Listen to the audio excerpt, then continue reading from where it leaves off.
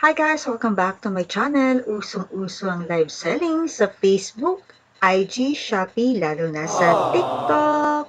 Mas malimit nga ako mag-shopping online kaysa mag-ikot-ikot ngayon sa mall. Isa ito sa mga itinuro sa akin ng pandemic. Mas masaya mag-mine, kaya mine lang ng mine. Kaya tara, samahan niyo ako magbukas nitong parcel ko galing kay TRENDSELLA na pinasabay ko galing sa Thailand. Mapapabili ka talaga dahil dadaling ka niya sa mga shop, mapadamit man yan, sapatos, bag, mag-request ka lang at siguradong itatrya ni Sexbomb mapagbigyan tulad lang nitong pinabili kong mug ng Thailand galing sa Starbucks. Special request yan, salamat! Noong 2009, napakatagal na. Naku, nagpunta kami ng Thailand. Kasama ko aking sister, si Aiza, at saka si Madam Cindy. Pero hindi ako nakabili nitong mug. Kaya naisip ko na napakabait na mag-asawang akla. Try ko nga mag-request kung pwede ako babilhan ng Starbucks mug galing mismo sa Starbucks. Syempre, sa Thailand.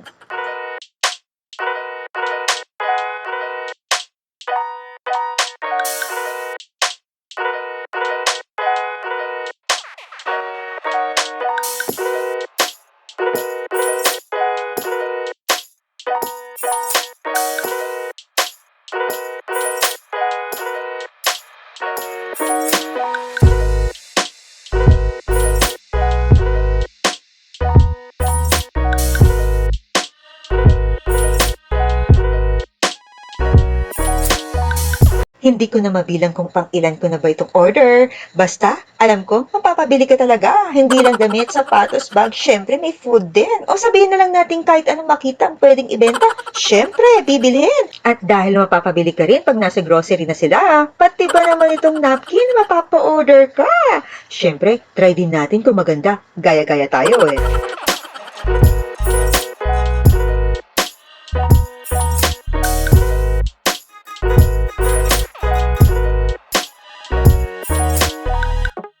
Aba-aba, ang pa-free ni Akla, gamot na pampabata. Kayo ba, meron na nito?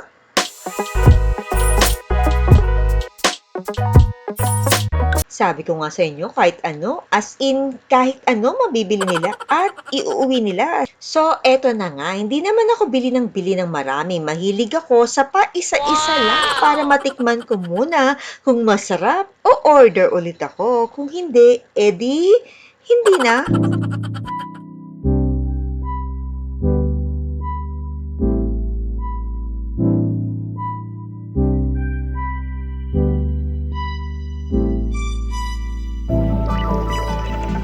O, di ba? Pati lip and cheek, ita-try. Aba, syempre, dapat matry ko din yan. Hindi dapat mahuli, pero guys, must try yung horse oil ng Thailand.